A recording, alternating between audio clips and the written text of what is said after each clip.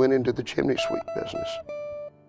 There we could witness to one person every day. Because I read a statement where Brother Branham was a public works officer. And he'd go and sit on somebody's porch, and they would actually pay a late fee for Brother Branham to sit there and talk to them. And I found by cleaning chimneys, I could tell them about what God was doing in this generation. And not only what God was doing, but God was living. Because this message is more than books and tapes. It's more than quotes. It's more than our favorite preachers. But this message lives. And I wanted this message, may not be the best example, but I wanted this message to live in my life. It was 1995, January. I was working atop a 40-foot ladder, putting a chimney, rebuilding a chimney, putting a liner in it. And it came a surprise ice storm. And we were just right at the completion of it.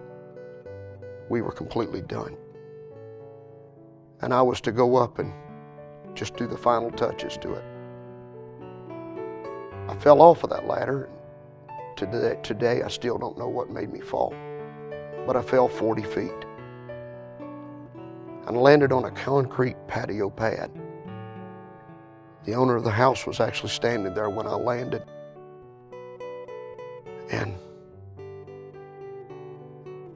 I knew immediately I was in a lot of trouble. And seemingly I rolled over, and I began to feel quite a bit of trauma in my back, but I couldn't feel my feet. The trauma team came and they took me to the hospital. When they took me to the hospital, it was in the emergency unit that the doctors began to work with me and try to help me with my pain. And I don't know exactly how long I was there, but they'd x-rayed me and did some scans, and the doctor came in and he told me, he said, he said, in things like this, may have not been the best wisdom in the world, but he came in and he said, in things like this, the quicker that you can come to grips with it, the quicker emotionally you can get over it. And he said, I don't believe you'll ever walk again.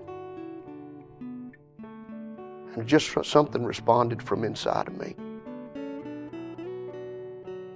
I just spoke right back to him and said,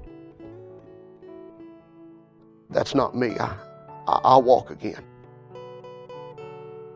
My dad came in later, probably an hour or so later, came in and he prayed for me.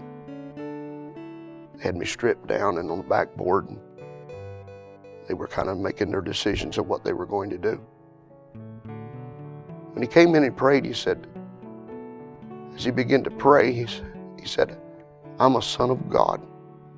And as a son of God, I have a right and the authority to ask God that He would heal.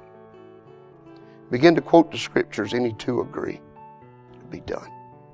His dad turned to me in the vehicle and he said, God spoke to me and he said, Ron will come home with us tonight. And so when we get to the hospital and I see him, and they have him wrapped like a mummy, and we go in and he's telling us what they're telling him, and they're working with him. And, you're in shock at that point, almost like, but in my mind I'm thinking what Brother Spencer has told me coming down that interstate. He will go home with us. And I just started praying, and believing, but when they're telling you that he may not walk, he's got some serious injuries, the enemy wants to come at you, and you doubt, but I just believed with my heart that he would. They were kind of moving my bed backwards and forwards, and there was an x-ray technician that was there.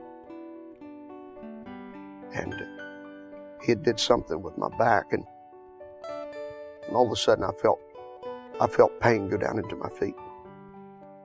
It was one of the greatest days. It wasn't long after that, maybe a couple of hours after that, I could feel my feet, I could feel my legs. Thanks be to God, that night I walked out of that hospital, and God did a supernatural work.